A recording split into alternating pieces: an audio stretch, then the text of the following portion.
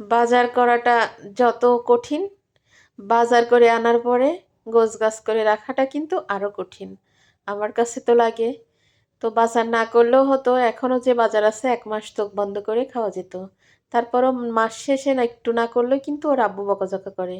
সব কিছু আছে আমি বলি, তারপরও তার হয় না। তারপরও যেগুলা বাড়তি বাড়তি তাই আবার করে নিয়ে আসলাম। তো পোলাও চাল ৩ কেজি, চিনি ১ কেজি, চিনি ঘরে আছে এখনও, মসুরির ডালও আছে তারপরও নিয়ে আসলাম।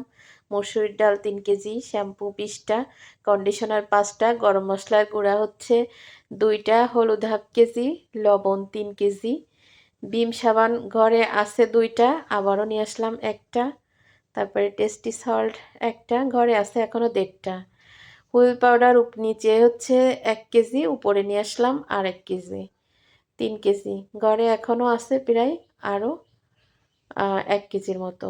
একটা হ্যান্ড ওয়াশ নিয়ে আসলাম। একটা সস বড়টা ছিল না। মানে আমরা যে দোকান থেকে আনি ওই দোকানে বড় সস ছিল না। তো মাঝারি সাইজে যেটা নিয়ে আসলাম তাই ছিল সেটা নিয়ে আসলাম। বিরিয়ানির মসলা ১ প্যাকেট, বাথরুমের এই স্প্রে ২ প্যাকেট, আর গুঁড়া দুধ হচ্ছে এই বৃষ্টির সময় আমি ১ কেজিরটা কিনি না। এইজন্য ১ কেজিরটা কিনলে হচ্ছে দলা দলা হয়ে যায়। এখানে গরুর দুধ আছে বাসার পাশে। যখন লাগে ৫ কেজি ৪ কেজি যখন যেমন লাগে তখন তেমন নিয়ে আসি।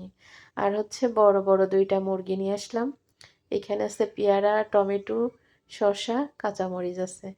আসলে এগুলা প্রয়োজন ছিল না। তারপরও ওর আব্বু হচ্ছে প্রতি মাসে, মানে তার এমন অভ্যাস হয়ে গেছে, বাজার লাগবে আমার কিন্তু গায়ে জ্বালা মনে হয় তার। মানে তার বকার জন্য এগুলো